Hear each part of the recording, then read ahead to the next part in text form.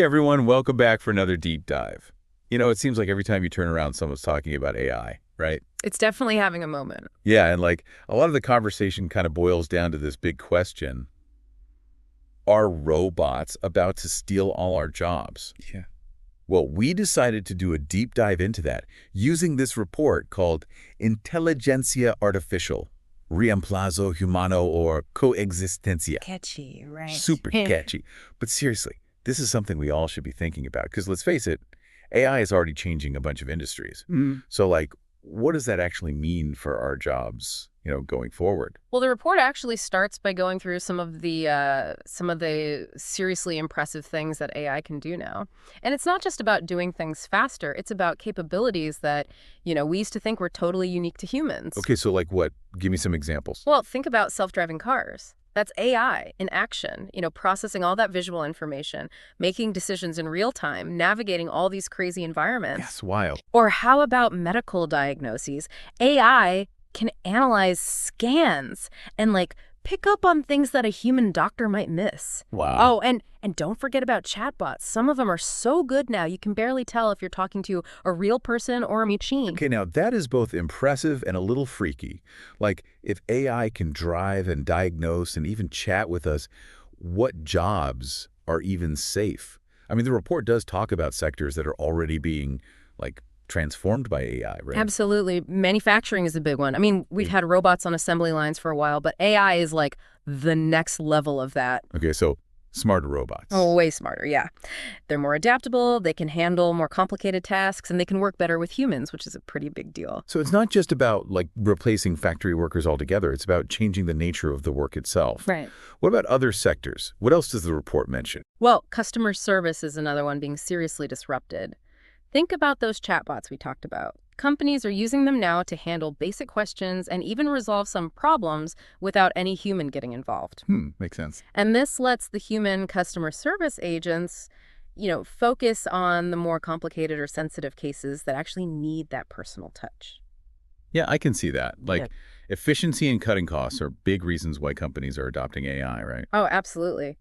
And the report goes on to highlight a few other key areas, like finance. So AI algorithms, they can now analyze market trends and even make trades super fast, which makes them really valuable for investors. And in healthcare, we're seeing AI used not just for diagnosis, but also for stuff like creating personalized treatment plans and even discovering new drugs. Wow. And then, of course, there's transportation, with self-driving cars and trucks set to totally change how we get around. It's kind of mind-blowing to think about. So AI is already here. It's impacting pretty much every industry. Yeah.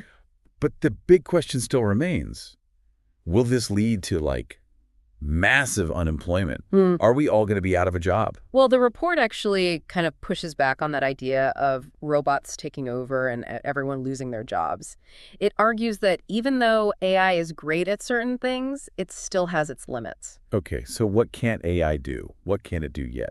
Well, for starters, AI isn't really creative. It can copy existing styles, but it can't come up with genuinely original ideas. Gotcha. And even though AI can kind of process emotions, it doesn't have real emotional intelligence, like the kind you need for jobs where you have to be empathetic and really understand people. So robots aren't going to be winning Oscars or, giving us therapy anytime soon? Probably not, no. And there's also the whole issue of, ethics and legal stuff. We still have to figure out who's accountable when AI makes decisions that impact people's lives. Right, like if a self-driving car gets into an accident, whose fault is it? Exactly. Or how do we make sure that AI hiring systems aren't biased? Those are big questions we're still trying to figure out. So it sounds like regulation and ethics are kind of like putting the brakes on a full-on robot takeover for now. So if it's not going to replace us, what does the report say is the more likely future? Well, it points to this idea of AI augmentation. Basically, the idea is that AI will become this really powerful tool that actually helps us, enhances what we can do instead of replacing us. Imagine having an AI assistant that handles all your scheduling and data entry, even does research for you. Okay, that would be awesome. Right. Then you can focus on strategy and creative stuff and building relationships, all those things that humans are still way better at. So it's not humans versus robots. It's more like humans and robots working together. Exactly. And when you think about it, that kind of collaboration could lead to, some pretty incredible advancements, like scientists using AI to speed up drug discovery or architects using AI to design buildings that are better for the environment. That's a really cool way to think about it. Mm. It also makes me think about like the skills people will need to thrive in this future where AI is our coworker. Any advice for listeners who want to stay ahead of the curve? Focus on the things that make us human. Critical thinking, creativity, emotional intelligence, and just being adaptable, being able to learn new things. Those are the skills that are going to be in demand. Such a good point.